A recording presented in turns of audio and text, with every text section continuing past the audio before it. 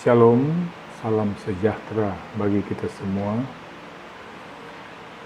Saat ini mari kita bersama-sama merenungkan bagian Alkitab yang terdapat dalam Matius 2 ayat 1 sampai ayat 12. Bunyinya sebagai berikut. Orang-orang Majus dari timur. Sesudah Yesus dilahirkan di Betlehem di tanah Yudea pada zaman Raja Herodes, datanglah orang-orang Majus dari timur ke Yerusalem dan bertanya-tanya, di manakah dia, raja orang Yahudi yang baru dilahirkan itu? Kami telah melihat bintangnya di timur dan kami datang untuk menyembah dia. Ketika Raja Herodes mendengar hal itu, terkejutlah ia beserta seluruh Yerusalem. Maka dikumpulkannya semua imam, kepala dan ahli Taurat bangsa Yahudi, lalu dimintanya keterangan dari mereka di mana Mesias akan dilahirkan. Mereka berkata kepadanya, di Betlehem di tanah Yudea, karena demikianlah ada tertulis dalam kitab Nabi. Dan engkau Betlehem tanah Yehuda, engkau sekali-kali bukanlah yang terkecil di antara mereka yang memerintah Yehuda. Karena daripada mula akan bangkit seorang pemimpin yang akan menggembalakan umatku Israel. Lalu dengan diam-diam Herodes memanggil orang-orang Majus itu dan dengan teliti bertanya kepada mereka bila mana bintang itu nampak. Kemudian ia menyuruh mereka ke Betlehem, katanya, pergilah dan selidikilah dengan seksama hal-hal mengenai anak itu, dan segera sesudah kamu menemukan dia, kabarkanlah kepadaku, supaya aku pun datang menyembah dia. Setelah mendengar kata-kata raja itu, berangkatlah mereka. Dan lihatlah, bintang yang mereka lihat di timur itu mendahului mereka hingga tiba dan berhenti di atas tempat di mana anak itu berada. Ketika mereka melihat bintang itu, sangat bersukacitalah mereka. Maka masuklah mereka ke dalam rumah itu dan melihat anak itu bersama Maria ibunya, lalu sujud menyembah dia. Mereka pun membuka tempat harta bendanya dan mempersembahkan persembahan kepadanya, yaitu emas, kemenyan, dan mur. Dan karena diperingatkan dalam mimpi supaya jangan kembali kepada Herodes, maka pulanglah mereka ke negerinya melalui jalan lain.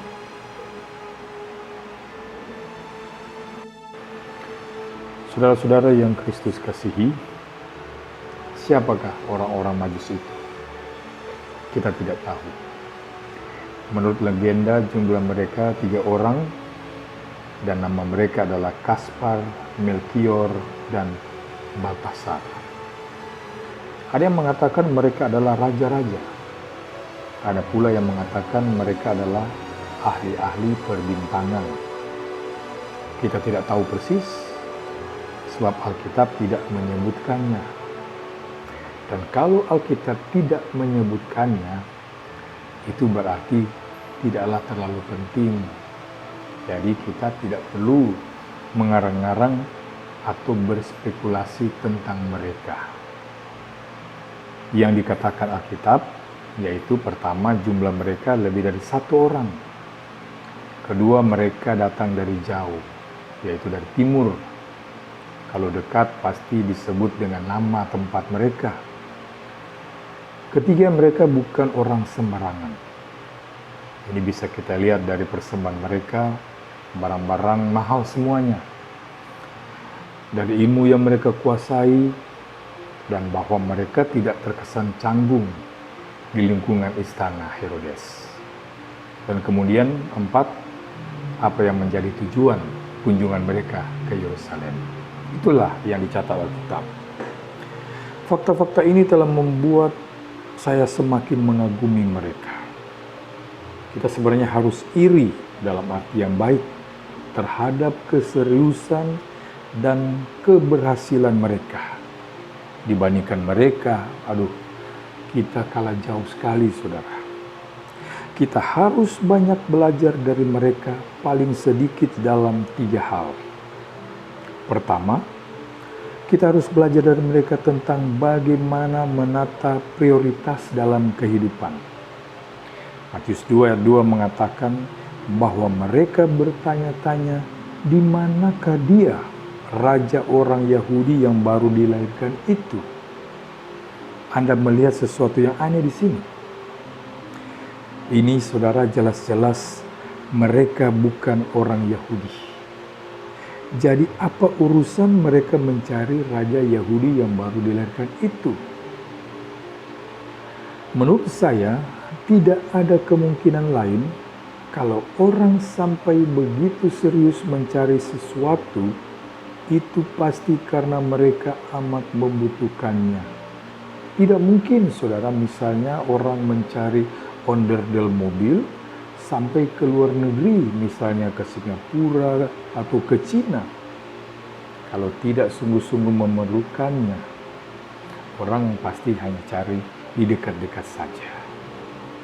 Jadi orang-orang Majus ini membutuhkan sesuatu. Apa yang mereka butuhkan? Agaknya mereka membutuhkan seorang raja. Pertanyaan timbul lain, saudara, apa mereka tidak mempunyai raja?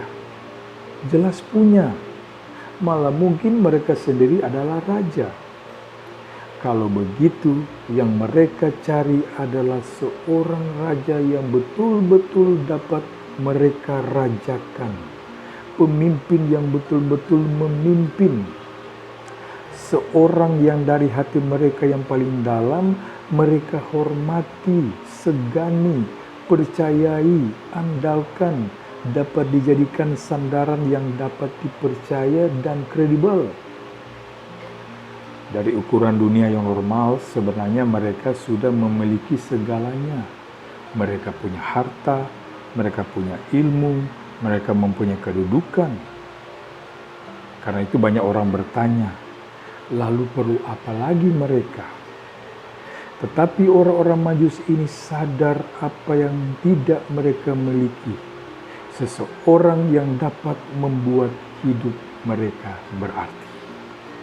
Karena itulah mereka bertanya-tanya, di manakah raja orang Yahudi yang baru dilahirkan itu? Apa pelajaran pertama yang dapat kita petik dari orang-orang Majus?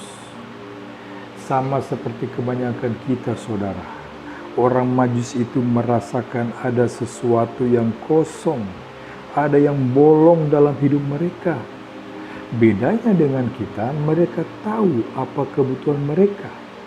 Kebanyakan dari kita tidak.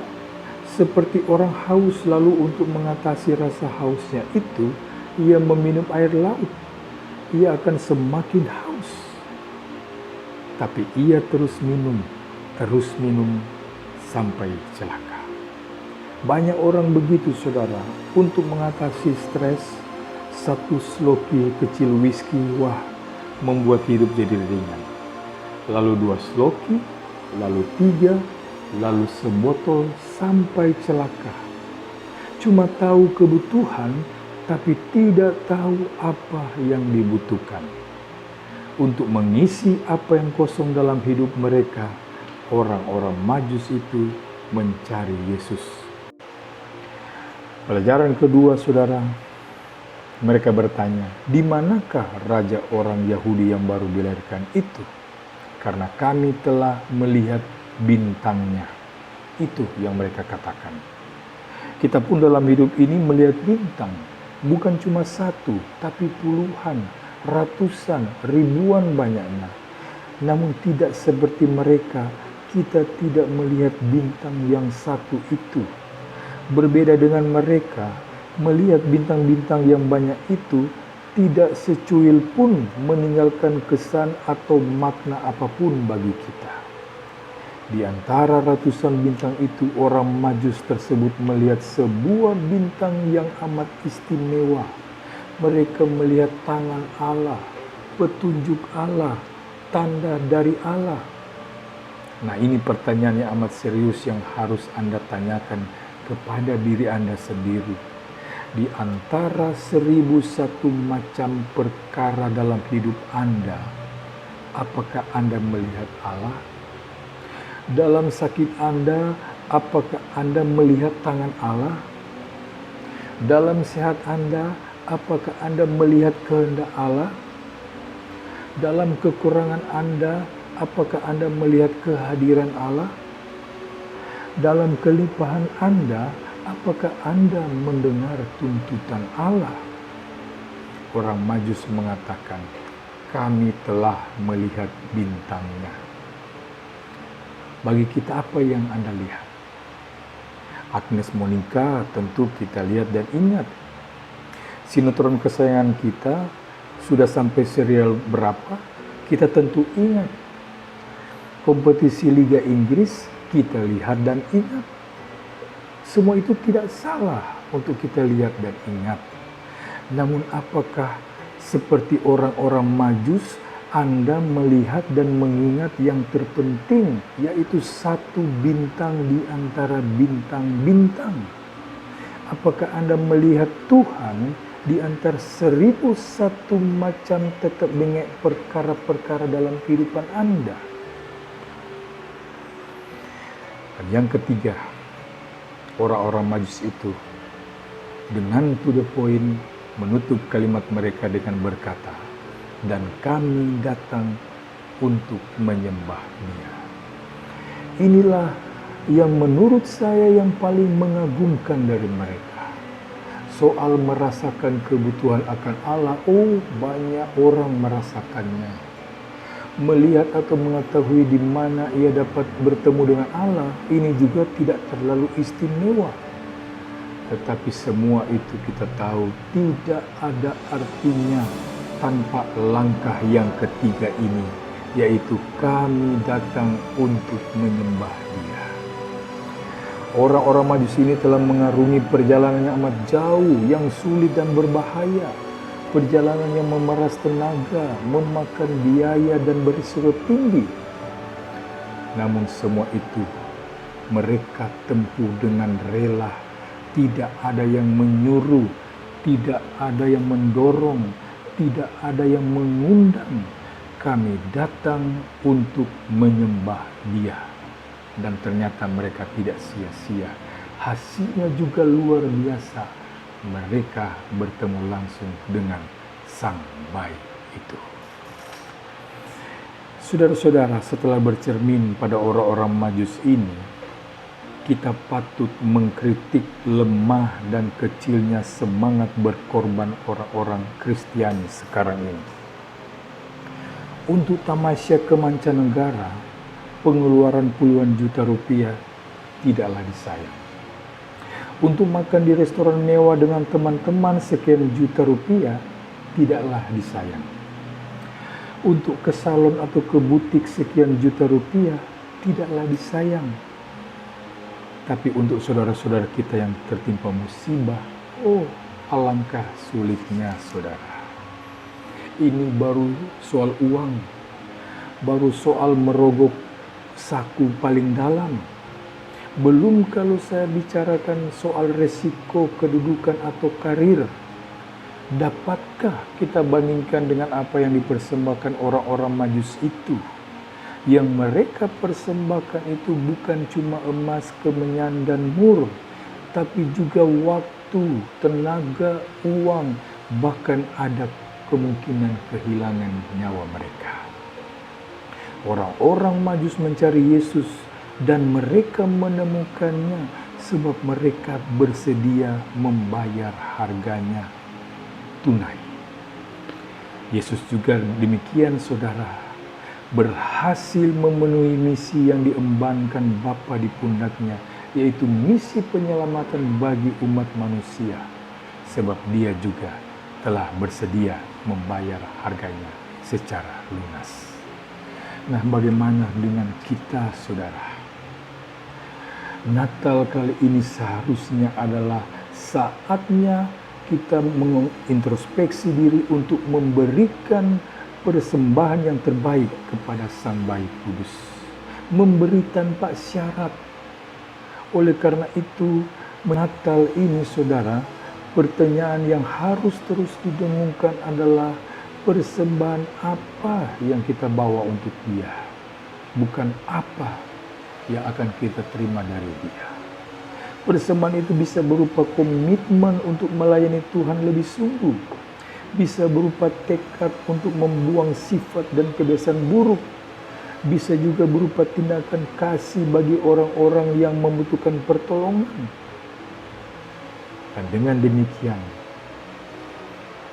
perayaan Natal betul-betul akan menjadi momen yang berharga dan bermakna, bukan sekedar mencari acara pesta pora yang sia-sia. Selamat Hari Natal, Tuhan Yesus memberkati kita semua. Amin.